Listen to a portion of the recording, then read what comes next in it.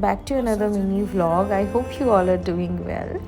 তো দিনটা ছিল ভীষণই স্পেশাল, কারণ এই দিনে মানে 15th অফ ফেব ছিল আমাদের এঙ্গেজমেন্ট অ্যানিভার্সারি।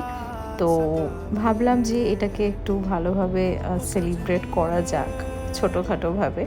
তো আমরা চলে গেছিলাম আমিনিয়াতে, যেটা চিনার পার্কে রয়েছে।